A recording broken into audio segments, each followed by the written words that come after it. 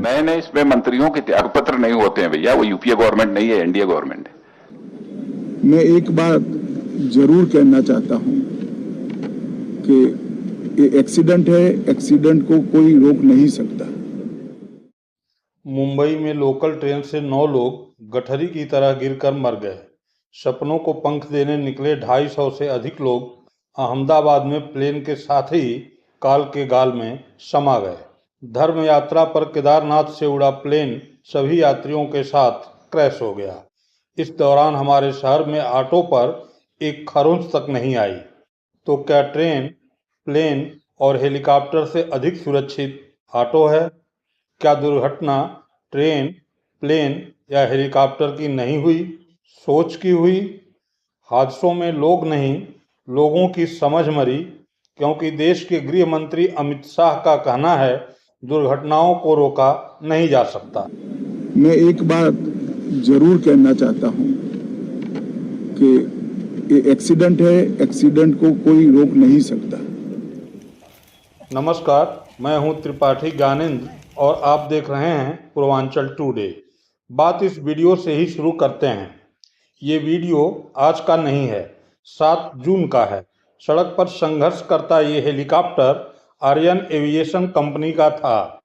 7 जून को तकनीकी खराबी के कारण रुद्रप्रयाग में इस हेलीकॉप्टर को सड़क पर ही लैंडिंग करनी पड़ी थी। तब तकनीकी खराबी के चलते पायलट ने हेलीकॉप्टर को बीच सड़क में ही उतार दिया था और हेलीकॉप्टर के पीछे का हिस्सा कार पर गिरते ही टूट गया था। कार पूरी तरह क्षतिग्रस्त हो गई थी। आज भी 7 लोगों के साथ जो हेलीकॉप्टर क्रैश हुआ है वह उसी आर्यन एविएशन कंपनी का है। सवाल उठता है कि जिस कंपनी का हेलीकॉप्टर सप्ताह भर पहले ही सड़क पर औंधे मुंह गिरा, उसी कंपनी के हेलीकॉप्टर को 7 दिन के ही अंदर हवा में फिर से उड़ने की इजाजत किसने दी? क्या 7 दिन पहले बीच सड़क पर दुर्घटनाग्रस्त हेलीकॉप्टर की जांच की गई थी? संबंधित कंपनी आर्यन को क्या सलाह और सजा दी गई थी? मुझे मालूम है मेरे इस सवाल का जवाब उत्तराखंड की सरकार नहीं देगी। आज हुए हादसे की जिम्मेदारी भी नहीं लेगी, क्योंकि पहले ही देश के रक्षा मंत्री राजनाथ सिंह ये कह चुके हैं कि हमारे यहाँ इस्तीफे नहीं होते। देश के गृह मंत्री भी बता चुके हैं कि दुर्घटनाओं को रोका नहीं जा सकता। मैंने इसमें मंत्रियों के त्यागपत्र नहीं होते हैं भैया, वो यूपीए गवर्नमेंट नहीं है, एनडीए गवर्नमेंट है।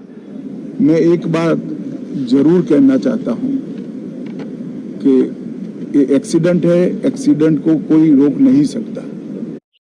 राजनाथ और अमित शाह की बात से स्पष्ट है कि न तो कोई जिम्मेदारी लेगा और न ही इन घटनाओं में हुई चूक को कोई स्वीकार करेगा।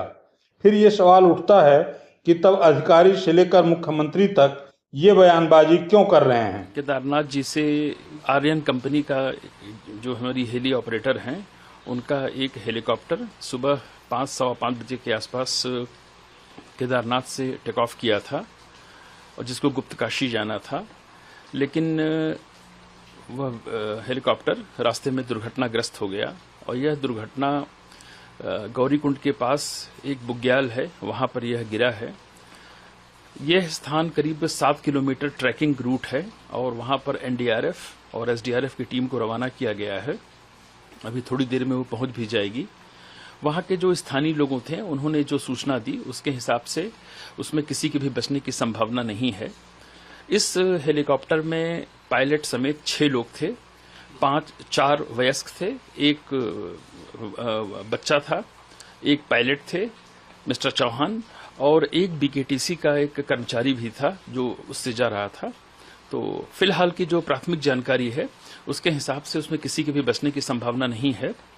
मौके पर जब टीम पहुंच जाएगी तो जो भी उसमें राहत या बचाव किया जा सकता है या लोगों के डेड बॉडीज उनको लाने की जो प्रक्रिया होगी उसको पूरा किया जाएगा। उत्तराखंड के मुख्यमंत्री पुष्कर धामी एक केदारनाथ से गुप्तकाशी आते समय हेलीकॉप्टर दुर्घटनाग्रस्त हो गया और बहुत दुखद घटना है, जिनकी भी जान गई है। मैं भगवान से प्रार्थना करता हूं कि भगवान उनको अपने श्री चरणों में स्थान दे और उनके पारिवारिक जनों के लिए एक बड़ा कष्ट है, हृदय विदारक घटना है। उन सभी को इस दुख की घड़ी में, इस कष्ट के समय में भगवान उनको शक्ति प्रदान करे और साथ ही साथ इस प्रकार की घटनाएं भविष्य में न हो, उसके लिए एक सख्त SOP बनाने के लिए हमने एक आपातकालीन बैठक बुलाई है, जिसमें यूकाडा, उत्तराखंड शासन के अधिकारी, हमारे DGCA, AIB के लोग और विशेषज्ञ सभी ने इसमें भाग लिया है और सख्त SOP बनाने पर सभी लोगों ने सहमति दी है। और जो उच्च हिमालयन क्षेत्र हैं, उन क्षेत्रों में जो पायलट हवाई सेवाओं को करते हैं, उनका एक दीर्घकालिक अनुभव यहाँ का हो, ये कंपनियां भी सुनिश्चित करें, एविएशन कंपनियां भी करें। एक कमांड एंड कंट्रोल सेंटर यहाँ पर स्थापित किया जाए और जो घटना के लिए दोषी हैं उनके खिलाफ इस घटना की जांच की जाएगी और कड़ाई से जो भी इसके दोषी हैं उनके खिलाफ कार्रवाई की जाएगी। और आज और कल दोनों दिन एविएशन कंपनियां जो हैं उनके साथ बैठक की जाएगी।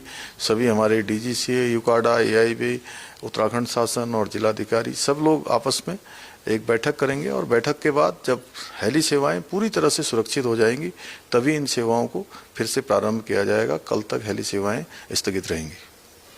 दरअसल ये बयानबाजी महज इसलिए हो रही है कि जनता का गुस्सा सरकार द्वारा संरक्षित निजी कंपनियों पर न फूटे, क्योंकि जनता का गुस्सा अगर निजी कंपनियों पर फूटा तो सरकार और कंपनियों के व्यापारिक साठगांठ का भंडाफोड़ हो जाएगा।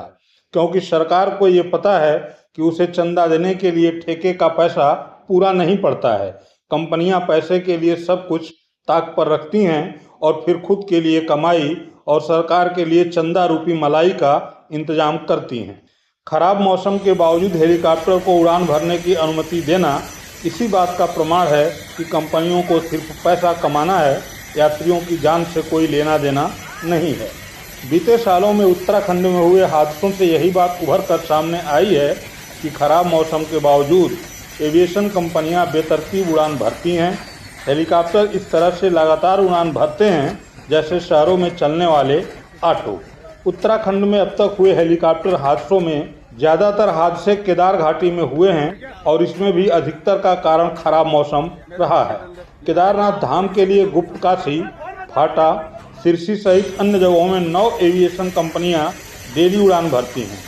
इन सभी कंपनियों के हेलीकॉप्टर उड़ान के लिए रूट भी निर्धारित है, लेकिन ज़्यादातर हेलीकॉप्टर ईंधन और समय बचाने के लिए निर्धारित ऊंचाई के नीचे उड़ान भरते हैं, नियम तोड़ते हैं, लोगों को मौत के घाट उतारते हैं। यहाँ तक कि गौरीकुंड और केदारनाथ के बीच संकरी घाटियों से होकर हेलीकॉप्टर जाते हैं, जबकि रामबाड़ा से आगे गरुड़ चट्टी और केदारनाथ के बीच घाटी में धुंध होती है, जिसके कारण विजिबिलिटी भी कम होती जाती है। फिर भी अवैध उड़ान को हरी झंडी मिलती रहती है और इस तरह की दुर्घटनाएं सामने आती रहती हैं। बहुत बहुत धन्यवाद।